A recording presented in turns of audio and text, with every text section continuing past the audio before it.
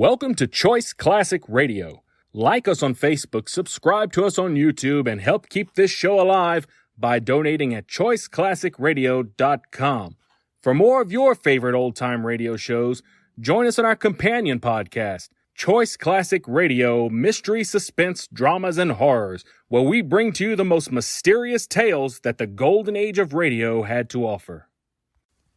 And now, with over 200 episodes made, originally airing on NBC Radio Network from 1944 to 1950, we bring to you Boston Blackie.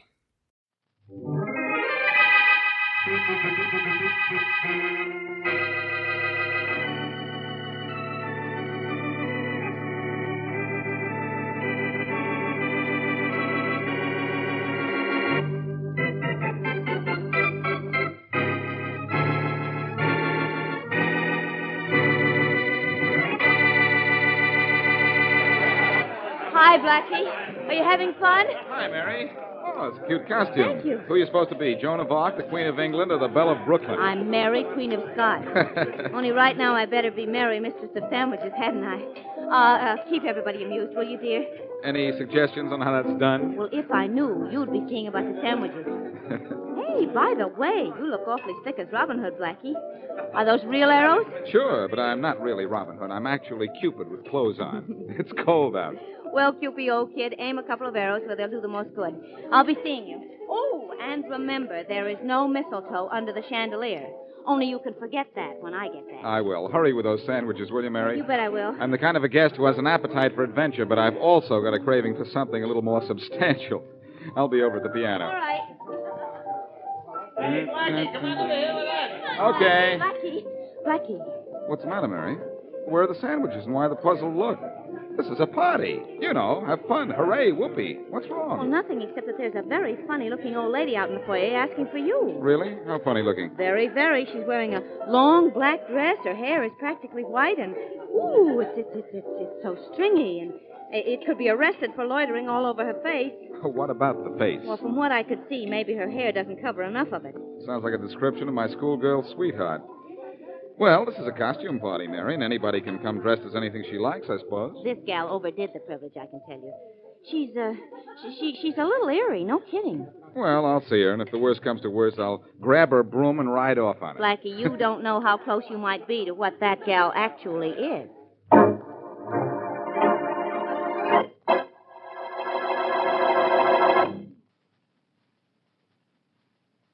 And now, back to Boston Blackie. Enemy to those who make him an enemy. Friend to those who have no friend.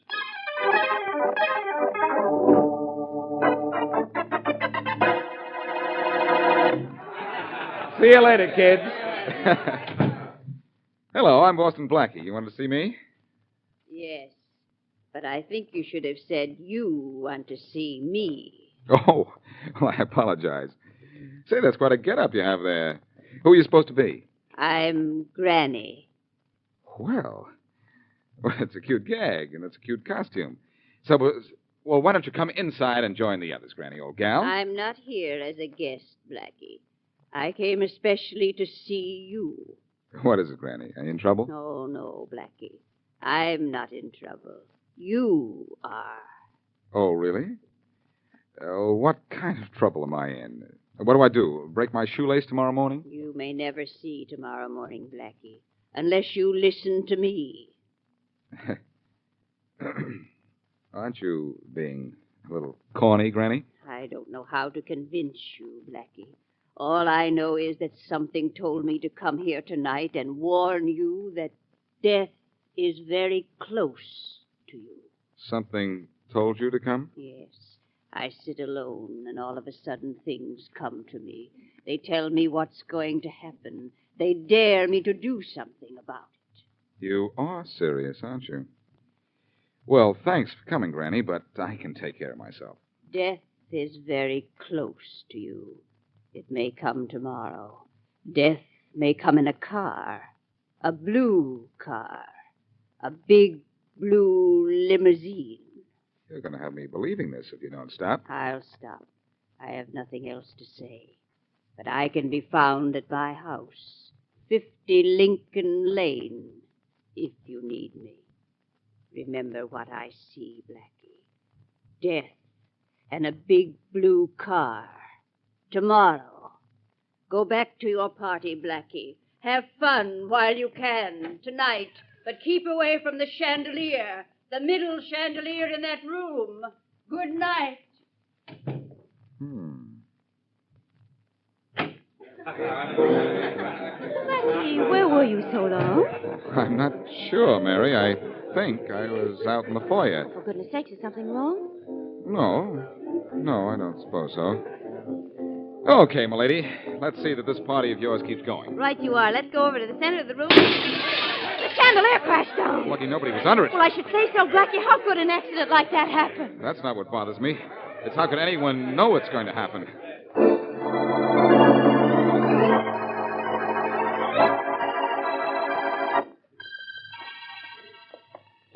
Well, Blackie, if you're going to continue to walk knitting your eyebrows, at least do something constructive with them. Make me a sweater, maybe, huh? Mary, I can't get over that old lady who came to your party last night. After all, she did warn me about the chandelier. I'm thinking... About that big blue sedan she warned you about? What's the matter with you? Are you scared? You know better. I'm not scared. Just careful. Well, there goes the traffic light. Let's get to the other side of the street and on to another subject. Come on. Okay. Let's talk about the weather. Do you think we'll have any today? Well, now you know we might. It looks like we might. Blackie, look out for that car! Jump, Mary, jump fast! Golly. That driver tried to run us down, didn't he? I'm scared. That makes two of us. Lucky we made the curb in time. Blackie? Yes? Blackie, did you see the color of that big car that almost ran us down? I wasn't paying too much attention, but I think it was blue. It was blue, and it was a limousine. Yeah.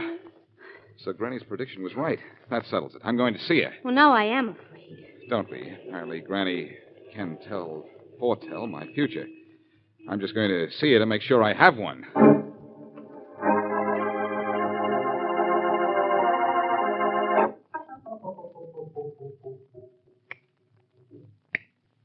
Yeah, that did it, Hanson. They cut the burglar alarm so we could practically break this window now and nobody'd hear us. Good work, Pete. Right here. Take my ring and use a diamond on that window pane. Right, boss.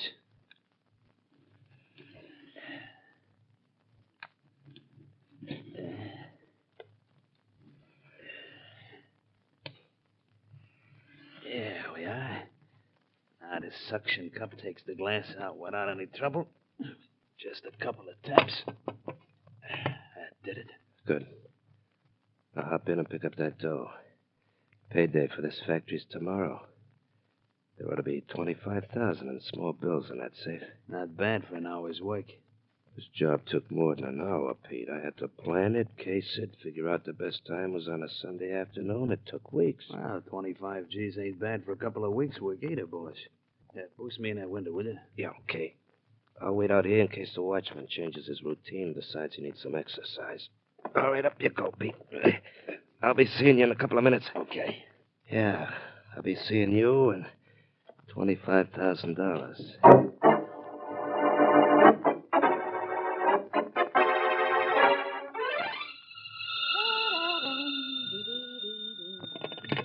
Hello? Hello, Blackie. Now do I sound like Blackie, Inspector Faraday? This is Mary Wesley. Oh, you. Well, really, Inspector, I'm not that bad. I haven't been called you in years. Well, I just... But Blackie isn't here. I'm waiting for him, too. Well, when he comes in, tell him to call me right away at headquarters. I got something important to tell him. Just a little news he ought to know. Oh? Joe Hanson's back in town, and he hates Blackie worse than he hates anything in the world, because Blackie sent him to prison 10 years ago. Inspector, are you positive he's back? I'm more than positive. I'm sure. Now, you be sure you have Blackie call me, you hear? Well, all right, but I could tell him, couldn't I? Yeah, I guess so. You tell him, Miss Wesley. I don't want to talk to the big lug anyhow.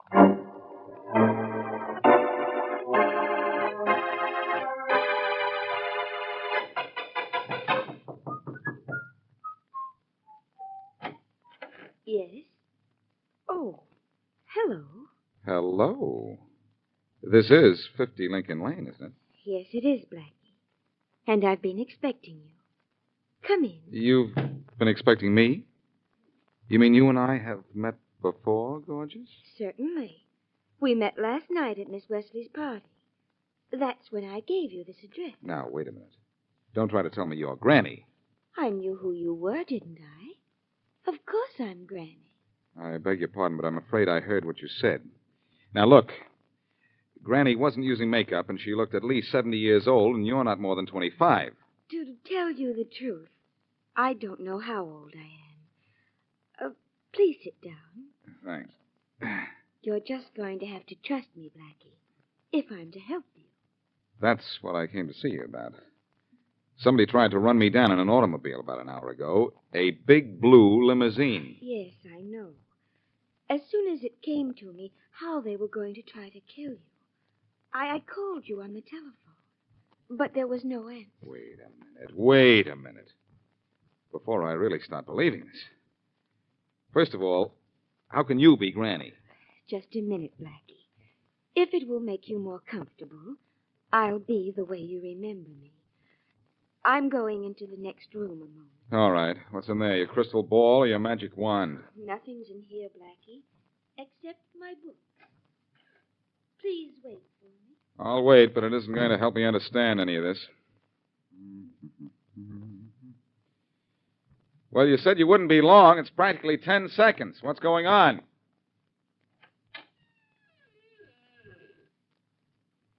You see, Blackie, I was Granny all the time, and now I look like Granny. This can't happen to me. Oh, I get it. This whole thing is a gag. That young girl is in that room. Think so, Blackie? Come look. You bet I will. Well, Blackie, you're looking? Yes, I am. She's not here. And there's no door to this room except the one I just came through. Oh, I get it. She went out through this window. It's barred and bolted, Blackie. See for yourself. I'm seeing, but I'm not believing. There'd be no place for her to hide. There's nothing here except these books, Blackie. You must believe me now.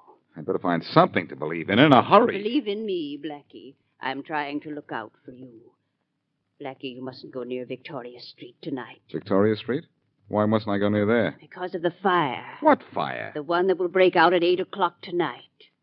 There'll be a fire at 8 o'clock, and you know it now? I don't get this. I don't get any of it unless you're a... What, Blackie? A witch? Well, yes. Are you a witch? I don't know, Blackie. Maybe I am. Sometimes I'm sure I am. Like now.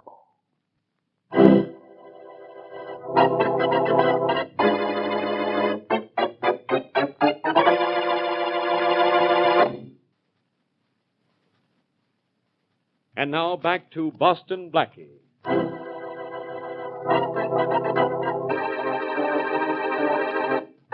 At a party given by his girlfriend, Mary Wesley, Blackie is confronted by an old hag who predicts 2 attempts will be made on his life. When they happen, Blackie goes to see her, only to be met by a very beautiful girl who insists it was she who warned him the evening previous. Along with this development comes word that Joe Hansen, lifelong enemy of Blackie's, is in town. But Blackie's immediate concern is the startlingly accurate predictions of his mysterious advisor. And as we return to our story, Blackie is at home, reading up on witchcraft. How much longer are you going to strain your eyes over that book, Blackie? Until I find something that makes this witch case make sense. I've gone through 2 books on witchcraft, 2 books jammed with case histories of supernatural predictions which came true. Now, here's one. As recently as 1859, a woman... I'll read it. Mary Thorpe Prescott foretold her husband's death 2 months before it happened. He died as she predicted, in exactly the way she predicted. He was struck by lightning while returning from a school board meeting. Oh, that's nonsense. Sure. It couldn't have happened, only it did. See who that is at the door, will you, Mary? Yes, but suppose it's that Joe Hansen Inspector Faraday called you about. If it is, say I'm not home. It won't be Hanson, Mary. Hanson wouldn't ring. Well, okay, if you say so, only I wish you'd please give up those books. Not right now, Mary. Well, if that's the way you want it, all right. It's all right by me. Oh, Inspector Faraday. Sure, Inspector Faraday. Is Blackie in? Yes, he is. I told him about Joe Hansen, Inspector, only he's got other things on his mind. What mine? Hello there, Inspector. Thanks for the tip on Hanson. I'll take care of him as soon as I figure out what's happening between me and a witch. What? Blackie, are you batty? He's witch wacky, ghost goofy, and spook silly, Inspector. That's probably right. By the way, Faraday, Why aren't you at the fire on Victoria Street? Wasn't anybody hurt? What fire on what Victoria Street? There isn't any fire down there. Never mind. What's this about Joe Hansen? You got my message. He's out of jail. Because you helped send him up, I thought you ought to know. I'll take care of him when I take care of my other problem, Faraday. Say, maybe we got some news about him downtown. Is it okay to use the phone? Thanks. I didn't say you could use it. But you didn't say I couldn't either. Blackie, why is it you and I always battle this way? The reason, Faraday, is you and I. Headquarters, Rollins. Rollins, this is Faraday. Anything going on? Oh, no, Inspector, not a thing. No news on that Joe Hansen guy? Nothing, Inspector. Everything's very quiet. There's a big fire down at Victoria Street, but that's all. Well, let the fire department worry about that. I'll call you back, Rollins. Bye. Well, no news, Blackie. That's what I thought. What's this all about? The fire department worrying? What about? No, who cares? Something about a fire down at Victoria Street. Well, I'm going home. So long, Miss Wesley. Goodbye, Inspector. You too, Blackie. I'm going to go home, get these shoes off. Hey, Victoria Street. Blackie, how'd you know about the fire on Victoria Street? Never mind. I wouldn't get a sensible answer anyhow. For once, the inspector's right. He wouldn't get a sensible answer out of me. Mary, I'm going back to that house on Lincoln Lane as a delivery man or something. Oh, I wish you... All right, but be careful, will you? Oh, I will. Don't worry. One thing you can count on. When I get there, I'll keep my witch about me.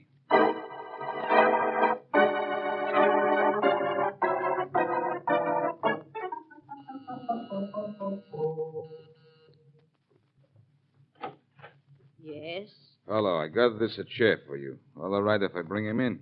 chair. Yes, I ordered a chair. Put it in the living room. This way, please. Right. I've been working on the railroad. Put it right down there. That's right. Thank you. It's no trouble, lady. I guess that's all. Lady, your phone she's ringing. Yes, I know. You're not going to answer? Yes, I'll answer it as soon as you leave, Blackie. You knew it was me? You wouldn't try to fool me, Blackie. Not me. I knew you were coming even before you decided to come. Would you please go now? I really must answer the phone. And you can't while I'm here? No. Oh, that's fine. You know, it might be your friend Death calling to tell you when he's calling for me. It might be. Well, do me a favor. Ask him where he's calling from.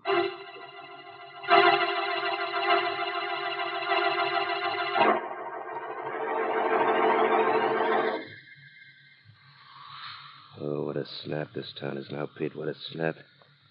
In a minute or two, this torch will burn right through this safe, and we'll have 30 grand more in the kick. Yeah, I know, Hanson. This and the job we did yesterday afternoon will give us plenty of sugar. Yeah, that did it. Now for 30 grand in diamonds, Pete. Clean, clear, cold diamonds. Keep them for 6 months, then get rid of them. Live on Easy Street. Maybe. Sure, maybe. Everything's got a maybe. Put that flashlight on this tray and you'll see how close to positively our little maybe is.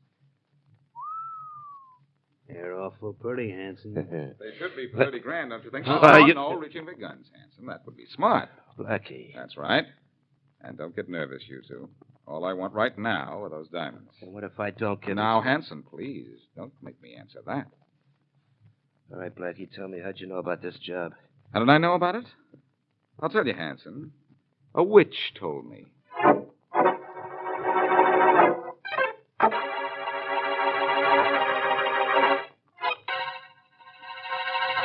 $30,000 in diamond I lose, Inspector Faraday, and you sit there. What kind of police force do we have here? I'm not the whole police force, Mr. Van Gelder. I'm only one man. We got men working on your case. You've got men working on my case. So what does that mean? Did I come to headquarters just to be told that? To tell you the truth, Mr. Van Gelder, I don't know why you did come here. He doesn't know why. $30,000 worth of diamonds. Why, isn't that enough? Hello, Faraday. Blackie, go away. I got troubles. He's got troubles. I've got troubles. I want my diamonds. I want them. Do you understand? Look, Mr. Van Gelder, I told Never you mind, that... Inspector, never mind. All Mr. Van Gelder wants is his diamonds. Here they are. My diamonds. My diamonds. Thank you. I have my diamonds. I'll go now. Thank you. Thank you. Thank you. Blackie, where did you get those stones? I brought them here, didn't I? And Mr. Van Gelder is happy, isn't he? So what difference does it make where I got them? Besides, I'm going to let you in on something. Yeah, I can hardly wait. Listen, Faraday. You know that witch business I told you about? Which witch? Never mind. It's all tied up with Joe Hansen, anyhow. Hanson, eh? Hansen A, B, and C. First of all, he hired an old hag to tell me a couple of things that were going to happen. Go ahead. You aren't making sense, but that's nothing new. Well, he hired this old gal, old pal, knowing I'd be very curious and investigate it, which left him free to do what he wanted to around town. Why should he worry about you? He had a reason, Faraday, believe me. He knew that as soon as I found out he was loose, I'd be on his trail, and he wanted to keep me busy, so he hired that old goon. You think Joe Hansen planned this and then made the old dame's predictions come true? That's right. He engineered everything. The falling chandelier, the big blue limousine, the fire on Victoria Street, the library with sliding panels so one girl could disappear and that granny make an entrance. I know that all now. Well, who told you? A little bird? No, a little telephone. What? I tried to get in that house on Lincoln Lane as a delivery man, but it didn't work. But I had brought along a telephone cut-in outfit, and that did. I heard Hansen telling that old would-be witch his plans. About what? About a job he was pulling last night. Only Hansen doesn't know that I listened in on him. He thinks that Granny told me about it, and if I know Hansen, he's going to try to get Granny for that. So what? Where do we go from here? 50 Lincoln Lane. Think you can find your way there by yourself? Oh, I don't know. I'll try. Of course I can. Only remember, I'm not taking orders from you. What do you want me to do? Meet me there. Hansen wants to get Granny, and I want to get him.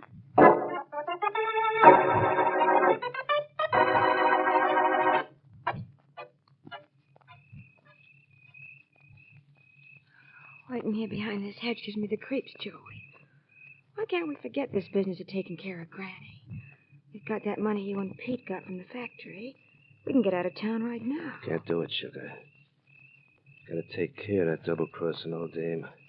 I killed Pete because he tried to cross me, and I'll kill her, too. I gotta do it. If you'd forgotten about Boston Blackie and not tried to keep him out of your way until you were ready to get him, we'd be okay now. Can't forget.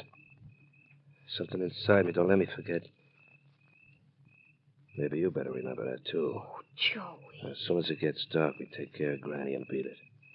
Got a plane all gassed up and ready to go. Only we gotta wait till it's dark. It's dark enough now, Joey. Look. Hmm? The light just went on in the living room. All right, get over to the window. Tell me what you see. All right. There can't be anybody in the house, though, except Granny. It's gotta be her. Just look inside. Don't tell me who it's gotta be. Well? I can see her. She's sitting in that big wingback chair reading. Nice and calm and easy. Just as if she hadn't crossed us. I'll take care of her right now. Come on over to the window with me. Sure, Joey. I'm sticking close. Not that close. Joey. Don't get in the way of my arm. I need this arm of mine for something special. Yeah. We get one break anyhow. This window isn't latched. Move away a little. I can pry it open with this jimmy. She'll hear. If she does, she'll be dead that much quicker. You're carrying my gun. Give it to me. Sure, Joey, sure. Here. Here's the gun. Can I watch Joey, can I? You can do anything as long as you keep your mouth shut. I can rest my arm on this windowsill so I'll be sure I don't miss. Go ahead. Go ahead, Joey, go ahead. I can hardly wait to see you shoot. Just want to make sure I don't miss, and I won't. My hand's nice and steady. Here's where she gets it. Right now. Slam that window down and stop, Faraday. Won't do you any good, Sugar. You and your boyfriend are through. It's you, is it, Blackie? That's right, it's me. My gun, and I've got another friend, Inspector Faraday, who's coming around the house to grab you. I'll never forget you for this, Blackie, never. Poor boy. You haven't got much time to remember anything. And, Sugar, Yeah. you tried to pretend you were the young edition of Granny. Well, by the time you're out of jail, you'll be older than she is.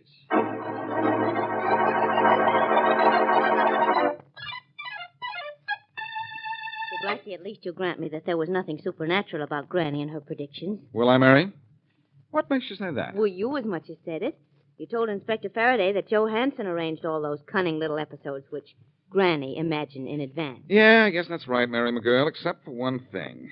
Of course, Faraday found it was Hansen's gun that knocked off his ex-buddy, Pete. So there was no reason for Hansen not to admit cooking up this witch thing against me. Well, he did, didn't he? Oh, sure. He admits everything.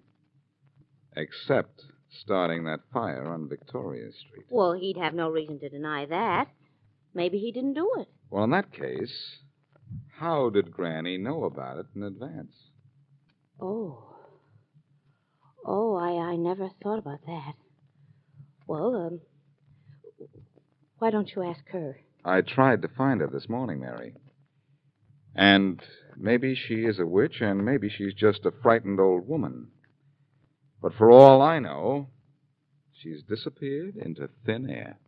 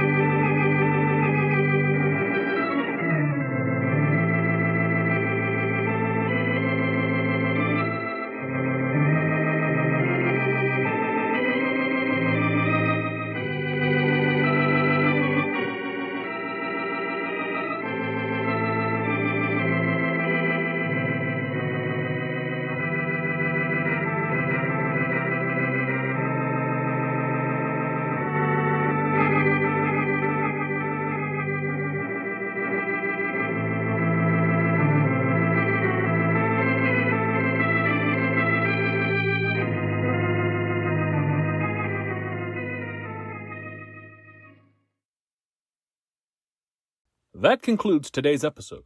We'd like to thank you and remind you to donate at choiceclassicradio.com.